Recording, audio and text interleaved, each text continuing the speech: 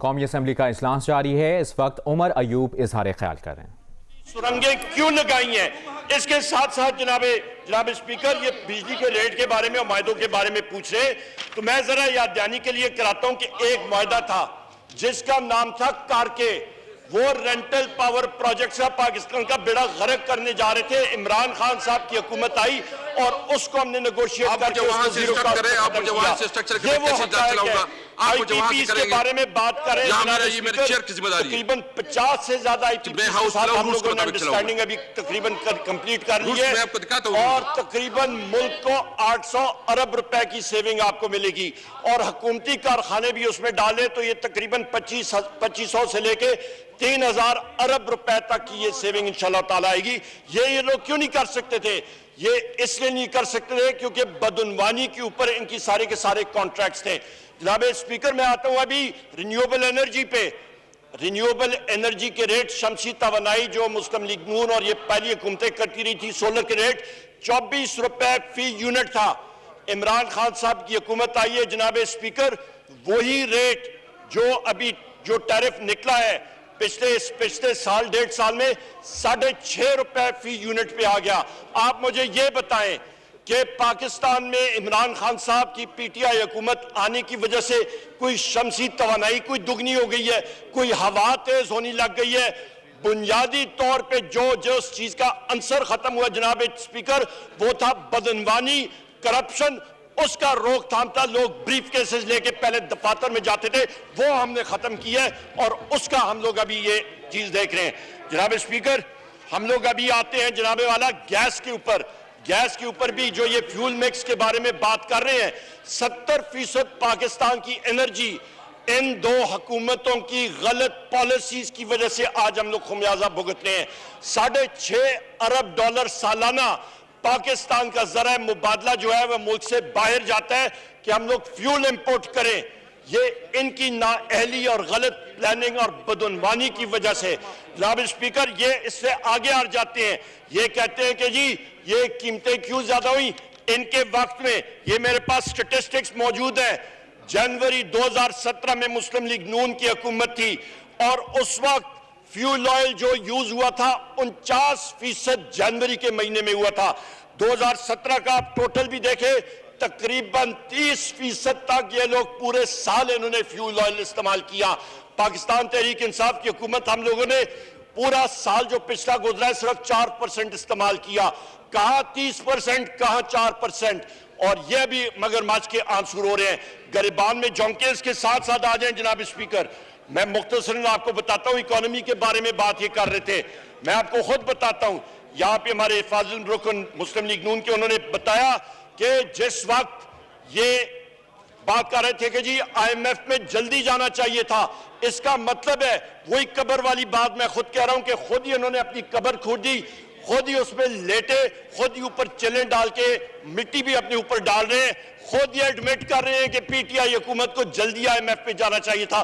क्यों जाना चाहिए था? क्योंकि आप लोगों ने जो यहां पे बारूदी सुरंगें लगाई थी उसका खुमियाजा हम लोग भुगत रहे हैं। रिस्पॉन्सिबिलिटी इन दो पार्टीज की है, जिसमें पाकिस्तान पीपल्स पार्टी और मुस्लिम लीग नून शामिल है, दोनों पार्टी जिन्होंने इस नैज पे पाकिस्तान को पहुंचाया था। इसके साथ साथ वो कौन सा फाइनेंस मिनिस्टर था जिसने डिवैल्यूएशन का सिलसिला शुरू किया था? वो वही फाइनेंस मिनिस्टर है जो हर दूसरे दिन जाके ट्वीट गलत बयानी करता है। इनकी मुस्लिम लीग नून की हुकूमत का गलत बयानी पे वो ट्वीट करता है, आखिरी दिनों में आया था। उसके साथ साथ उसने साबिक अपने वजीरे खजाना की पॉलिसीज को रिवर्स किया और डिवैल्यूएशन का इफेक्ट शुरू किया। वो कब शुरू हुआ?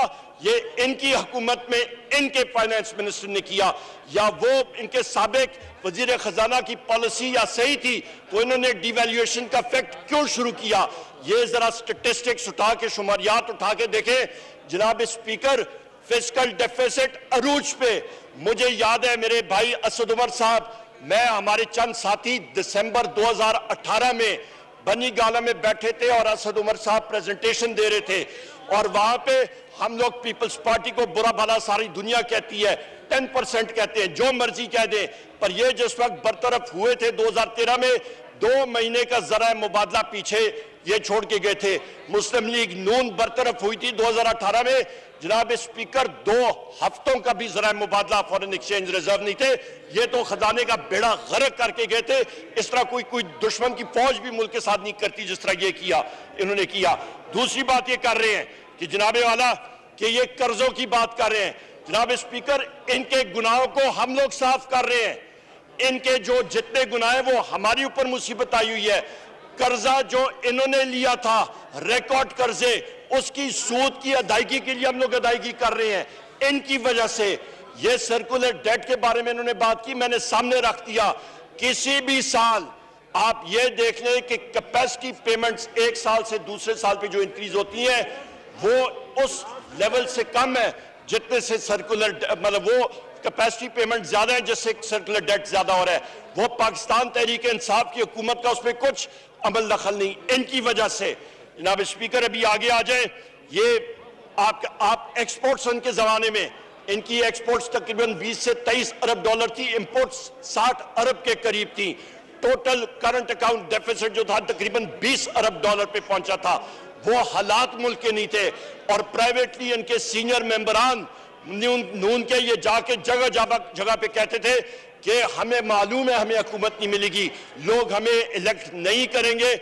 ये शिकस्त खुर्दा ज़हनियत से इलेक्शन में गए थे और ये नहीं चाहते थे, कहते थे कि आगे हमने जो हालात छोड़े हैं, आने वाली हुकूमत के लिए जो मुसीबतें हैं वो अल्लाह ही उनको संभाल सकेगा।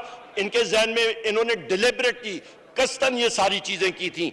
अभी आते हैं जनाब स्पीकर, हम लोग आते हैं इस वक्त अभी लार्ज स्केल मैन्युफैक्चरिंग पे। पाकिस्तान तहरीक इंसाफ की हुकूमत में इस वक्त तकरीबन 14.5% ग्रोथ आ रही है। टेक्सटाइल सेक्टर, कल मैं अपने भाई यहाँ पे फैसलाबाद साहब भी मौजूद हैं, हम लोग वहां पे कल टेक्सटाइल फैसलाबाद में थे। फैसलाबाद में लोग अप्रिशिएट कर रहे थे पाकिस्तान तहरीक इंसाफ की हुकूमत को। इंडस्ट्री अप्रिशिएट कर रही है, कहते हैं बहुत अरसे बाद कोई ठंडी हवाओं के झोंके आने शुरू हुए हैं जहां से हमें कोई सुकून आया और इंडस्ट्रियल ग्रोथ जा रही है। आपका क्या पॉइंट ऑफ ऑर्डर है? एक मिनट, जस्ट आपका पॉइंट ऑफ ऑर्डर क्या है? जी सर, मेरी गुजारिश ये है कि इस असेंबली की कुछ रवायात भी हैं, रूल्स भी हैं। जब भी किसी मोशन पे डिबेट होती है, अब मिसाल के तौर पे मैं जब तकरीर करूंगा या दूसरे फाजिल अराकीन तकरीर करेंगे, हर बंदा पावर सेक्टर पे बात करेगा, क्योंकि ये पाकिस्तान का सबसे बड़ा प्रेसिंग मसला है। आज दोबारा लोड शेडिंग हो चुकी है, बिजली के बिल नाकाबिले बर्दाश्त हो चुके हैं, लाइन लॉसेस बढ़े, हर मेंबर बात करेगा। तो क्या हर मेंबर के बाद ये वजीर साहब खड़े होंगे तो जवाब देने के लिए?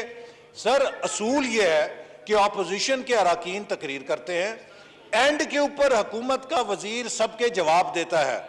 अब अगर यहाँ पे हर एमएनए जब बात करेगा कि पावर सेक्टर में ये है, तो हर एमएनए के बाद वजीर खड़ा हो जाएगा जी, उसका जवाब है। रूल्स आपके सामने, एक मिनट, रूल्स मैं पढ़ाता हूं जी। एक number rule 270 a member who has made a motion may say speak by way of reply, and if a private member has made the motion, the minister concerned may speak during and after the mover has replied.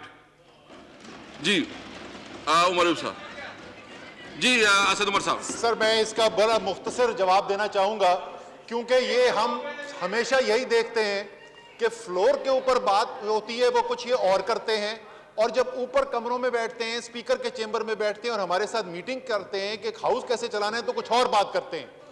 जब हमने इनको ये बताया कि sir ये जो अच्छे सुनहरी हुसूल आप बता रहे हैं, हम भी 5 साल ऑपोजिशन में इसी हॉल के अंदर बैठे हुए, हमें तो ये नजर नहीं आते थे, तो जवाब क्या मिलता है?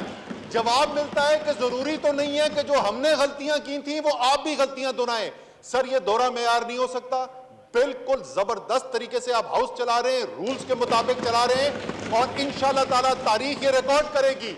ये जो इल्जाम लगा रहे हैं ये बिल्कुल बेबुनियाद इल्जाम लगा रहे हैं। मैं आखिर में सिर्फ एक सवाल छोड़ के जाता हूं सर, क्योंकि मईशत के ऊपर बहस होनी है, मंडे को फिर इंशाल्लाह होगी, तो मैं एक सवाल छोड़ देता हूं इनके लिए। बहुत बड़ा पाकिस्तान के अंदर इस वक्त हर शख्स जो है उसके जहन पे ये सवाल है कि मरियम बीबी ने हमें बताया है कि अंडे अब दर्जन से नहीं बिकते, किलो से बिकते हैं, तो ये जरा इसका जवाब जरूर दे दे कि ये कब हुआ है। The House is adjourned to meet again on Monday, the 2nd February 2021 at 4 p.m.